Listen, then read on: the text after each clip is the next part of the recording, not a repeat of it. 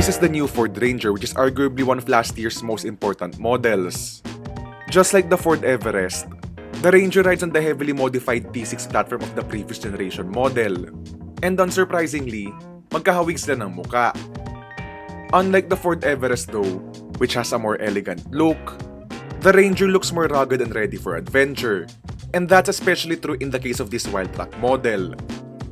So of course, like with the Everest, meron ka ng C-shaped LED headlights, LED fog lights, but in the case of the Ranger, mas marami kang black elements dito for a tougher and more rugged appearance.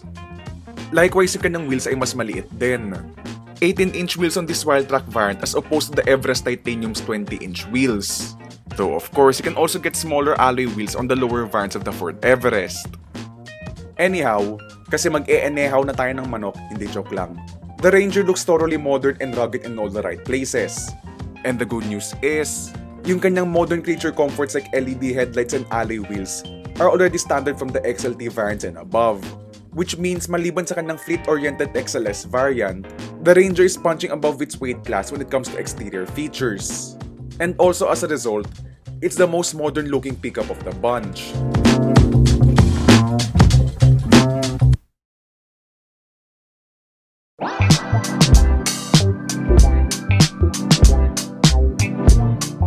So now that we're here inside the new Ford Ranger and you're gonna notice the interior, which is extremely modern and very high-tech for its segment. So as standard, all variants get an 8-inch digital instrument cluster, and surprisingly, even in the base XLS, which is meant for fleet sa totoo lang, it still has those digital gauges, so you don't get something that's very utilitarian at the lower end of the pickup segment.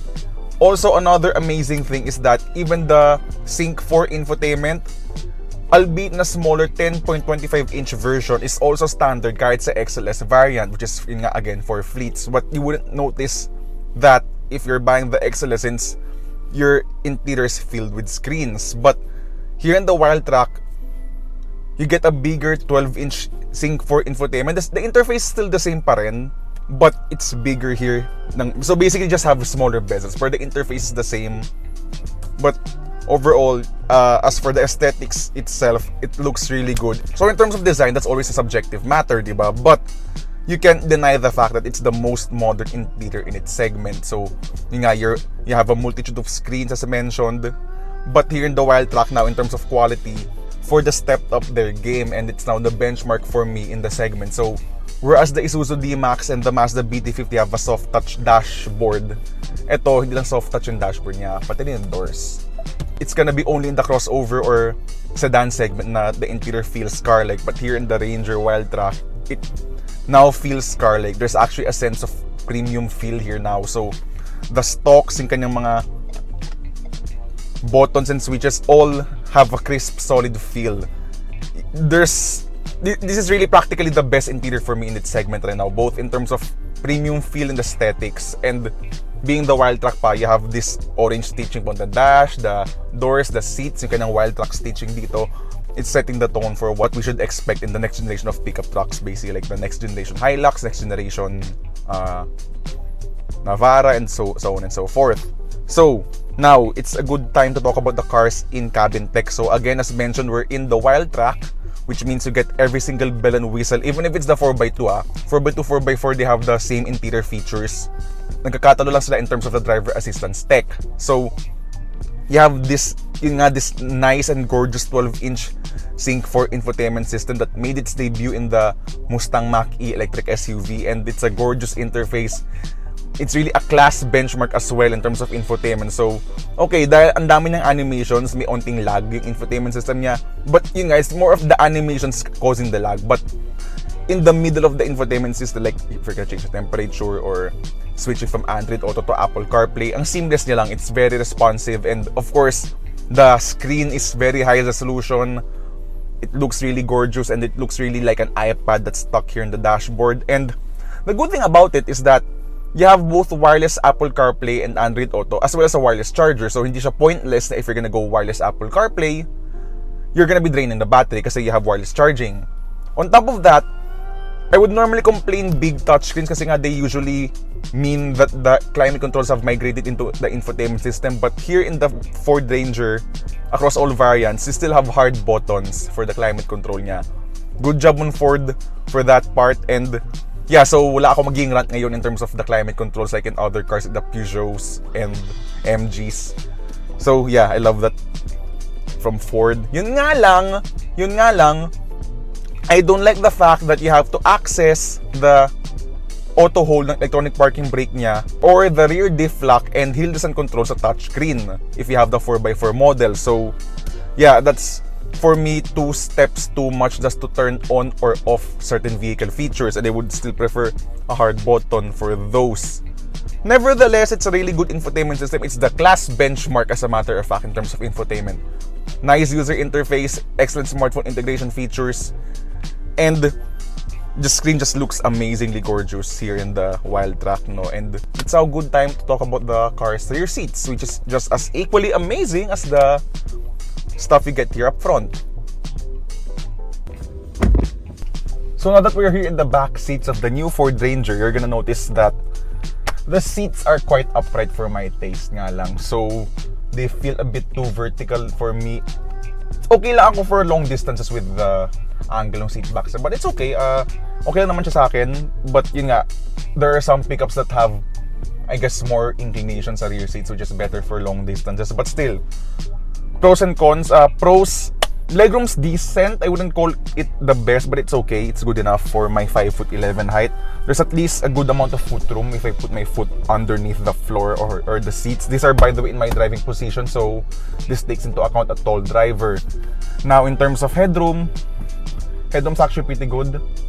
Even if I sit dito sa sides where the roof is sort of curved here, okay naman yung headroom niya. Doesn't actually impede that much. And then, it's a wide pickup, so you can actually sit 3 adults genuinely. Though, yun nga, in terms of shoulder room, medyo may onting agawan na mangyayari in that aspect. Other than that, you also have a very secure center armrest. We have a clip kasi dito, kaya medyo may effort siya paghihilayan mo yung kanyang armrest. But anyway, you have 2 cup holders here. And then one of my favorite features in a Ford Ranger always, or at least in the Wildtrak variant, you have 2 USB ports, one of which is a USB-C, and the other is a 230-volt AC outlet, which is good enough for you to charge a laptop or even run a fridge. Kung trip mo mang magpatakbo ng fridge sa likod ng Ford Ranger, I don't even know why you plan to do that. But at least you can do it. You have the option to do such a crazy thing. Anyhow, I also must mention the door handles of the Ford Ranger if you're gonna open the doors. No? So, they're integrated here in the hawakan ng pintuan. Wow, ang konyo ko, hawakan ng pintuan, diba? So, it's like in the Ford F-150 and Ford Expedition. It's a nice touch. It makes the interior, the doors rather, look cleaner. Yun nga lang, you have soft touch nga sa front doors, but here, magdating sa rear doors, hard plastic na siya. At least yun nga, in terms of amenities, it's one of the best in the segment, no? Since it's one of the only few pickups to have a 230-volt outlet sa likod. Which is now then a good time to talk about its tailgate, which is for me one of the best features of the new Ford Ranger, since for this Wildtrak variant, it's now really trying to set the benchmark once again in terms of lifestyle pickups. As for the bed's payload, the Ranger can haul up to 1.1 tons. But of course, that depends on the variant. What's impressive about the Ford Ranger's bed are stuff like the side-mounted step boards. And in the case itong Wildtrak variant, meron siyang provisions for clamps which you can do stuff like woodwork. At saka meron ka ring high voltage AC outlet sa kanyang bed, which is perfect for powering a drill for your woodwork or to power an electric stove. As for engines, you have 2 2-liter turbo diesel engine choices, with the range kicking off with the single turbo version that's found on every single variant except for the Wildtrak 4x4. And then for your transmission choice for this engine, you either get a 6-speed manual or a 6-speed automatic. The top of the range 2-liter twin turbo diesel engine is reserved for the Wildtrak 4x4 variant, and this solely comes with a 10-speed automatic. And now with all of these details out of the way, kamusta naman ang Ford Ranger out on the open road as well as off-road?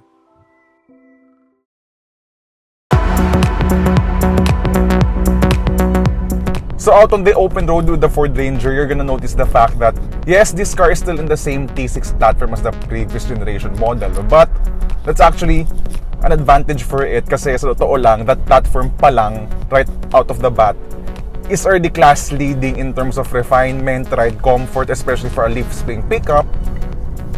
So, ngayon at this point, they just need to do a bit of tweaking and refinement to make the car, or make the pickup rather, the new Ranger, even better. And as a matter of fact, yeah, it's currently the best pickup for me. It's really the best pickup for me in terms of everything, in terms of the driving dynamics, both on and off-road, which we're gonna talk about later, yung off-road part.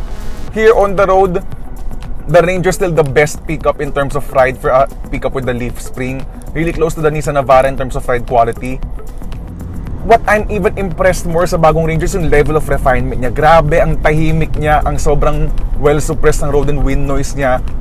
Much better pa than every single pickup that's currently on sale. So, yeah, as mentioned nga, so yeah, it's pretty obvious at this point that the Ranger is the only pickup right now that's in a new generation life cycle niya, no? So, all of the other pickups are still in their previous generation models. Or at least the facelifted versions ng previous generation models, or the current rather, basically one step ahead ngayon ng Ford Ranger in every single aspect since it's a new generation car. Now, yun nga, refinements top notch, road and wind noise and engine noise even is well suppressed. And I've driven both the 4x4 and the 4x2 Wildtrak. What we took off-road was the 4x4, of course, and as mentioned, that has a 2-liter twin-turbo diesel engine, while itong 4x2 gets a 2-liter single-turbo diesel engine. So, apart from the power differences, this also gets a 6-speed automatic. So, you might think na it's a step down, it's a huge step down to get to a 6-speed automatic rather than the 10-speed automatic nung bi-turbo. But I'd actually argue that this is the better transmission pa compared to the 10-speed automatic, because grabe, this transmission is one of the best again. Once again, one of the best in the segment. It's very smooth, very responsive. Tingnan nyo overtake ako ngayon Ang responsive ng 6-speed automatic niya. And more importantly, it's very smooth. Ang smooth ng gear changes niya. Okay, so if you've watched my first impressions video of the new Ford Everest, sinabi ko na the 10-speed automatic was recalibrated, and that's pretty much the case then. Oh yes, it's been recalibrated. It now has less gear hunting, gear confusion kasi nga it has so much gears to begin with. Pero this 6-speed automatic is just so good. You know, wala siyang confusion. It just changes the gears really well. It just works transparently, and it's really a perfect tandem to the Ranger's engine, no? So, I actually am curious nga what would happen if the Ranger actually got the, if that bi-turbo version got the 6-speed automatic then, di ba? Not only that, but this 2-liter diesel engine, this single turbo, okay, so at higher speeds, ramdam mo na yung power deficit with the twin turbo. But for the most part, like what I mentioned in my past Ford Everest and Ranger reviews, the engine has a lot of low-end power, or low-end torque. So yun nga, you don't really feel the power deficit that much once you're at lower to mid RPMs. But actually now, sa panahon na to ngayon, parang they've sort of retuned the engine to feel much more linear rather than having all that torque in the lower RPM range. So ngayon, even if you're overtake at higher RPMs, there's a better sort of torque delivery ngayon at that rev range sa pickup na to, no? Overtaking again. Grabe, I just love the combination of this 2-liter single turbo engine and the 6-speed automatic. Really, really good. Of course, being a pickup, we don't expect this to be fun to drive. I rather use the word pleasurable. And again, the Ranger's the most pleasurable pickup here in the twisty roads. So the Ranger stays secure. It stays relatively stable and flat to the corners. Again, still the best pickup in terms of ride among leaf spring pickups. And the steering, di ba, remember, whenever I review a Ford Ranger or an Everest, lagi kong ang sasabi is the steering is too light. So light, in fact, na it feels disconcertingly light for such a big vehicle. Same case pa rin, it still uses an electric power steering ngayon, itong Ranger. But now, it has better weight, better heft, and better precision. So, you don't feel that the steering is dead. Meron na siyang resistance ngayon when you're going through the corners. There's also a decent amount of feedback na rin. Hindi siya yung completely numb. There's better confidence na ngayon for me in driving this Ranger through twisty roads ang mabilisan. Like ito ngayon, what we're doing right now. And at the same time, the brakes feel secure.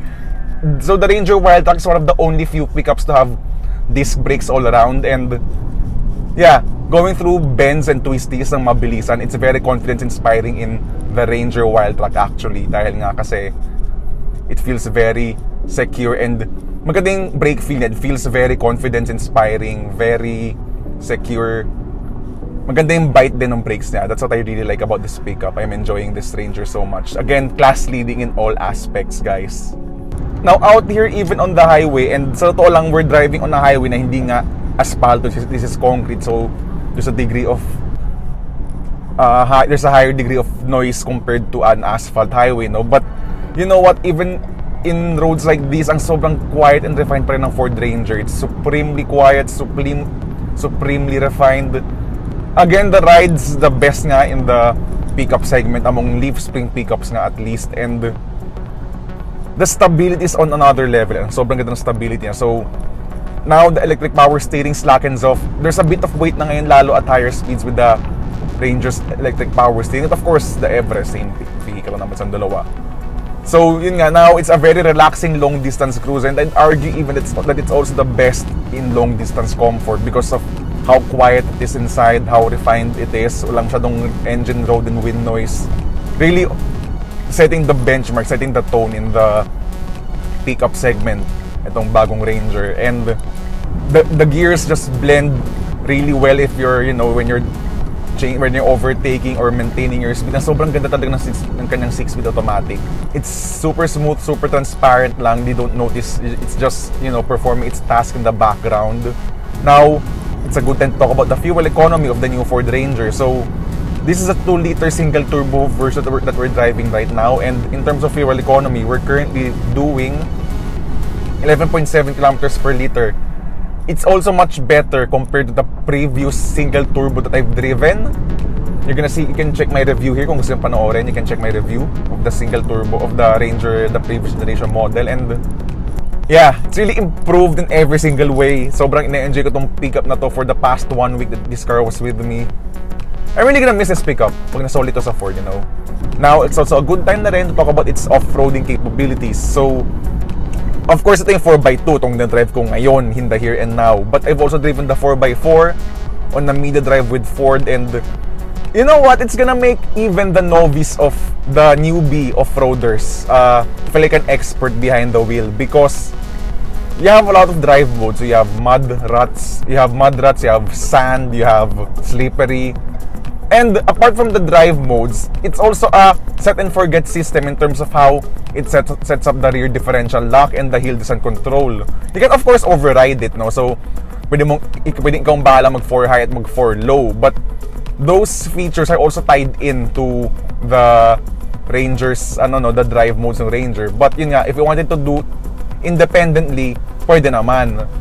But yun nga, the good thing is if you wanna change the drive modes and tweak also ka na 4x4 system, you can do it, kayang-kaya niya mag-isa. So yun nga, it's a set it and forget it system. Kung nasa putikan ka, just set it into mud. Siya nang bahalang mag-turn on ng diff lock. Again, you can override that, but yun nga, basically it's the computers doing the thing for you. But yun nga lang, yung problem would be is I am not a fan of the fact that the hill descent control and the rear differential lock have to be turned on via the touchscreen. So that begs the question ngayon, what if the screen suddenly fails, naghang siya, so you cannot turn off anymore the hill descent control or the rear differential lock. So kung pupunta ka sa tarmac ngayon, you're suddenly gonna destroy the rear axle kasi naka rear diff lock ka sa aspalto. Yun lang, that's only my concerns in terms of the level of tech na integrate in the Ford Ranger. But you know what, apart from those minor complaints or minor concerns, this is the best pickup, period. I can't even believe why you're gonna pick yung competitors at this point. But yun nga, here and now, the Ranger's the best in the segment in every single aspect. I'm gonna miss this Ranger. I've spent a lot of time with this Ranger. I've traveled a lot with this Ranger, more than 1,000 kilometers in total. And yeah, if I'm gonna be honest, I'm not a fan of pickups, but the Ranger has always been that pickup that actually made me appreciate the segment.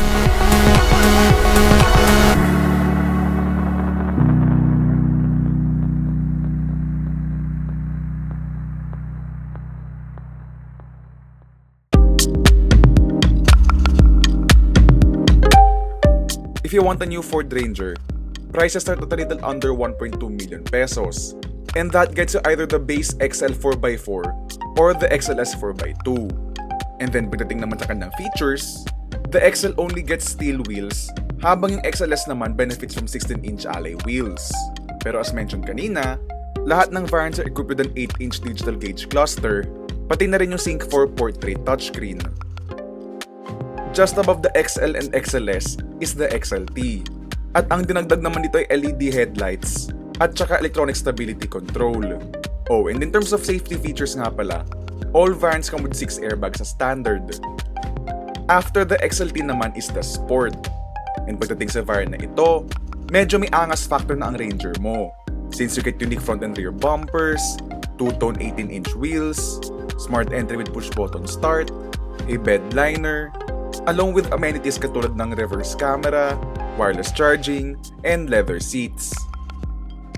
Finally, nandito na tayo ngayon sa Wildtrak model, which is available in single turbo and twin turbo versions. Yung ating din drive ngayon is a single turbo 4x2, pero whatever drivetrain choice, they have largely the same exterior design.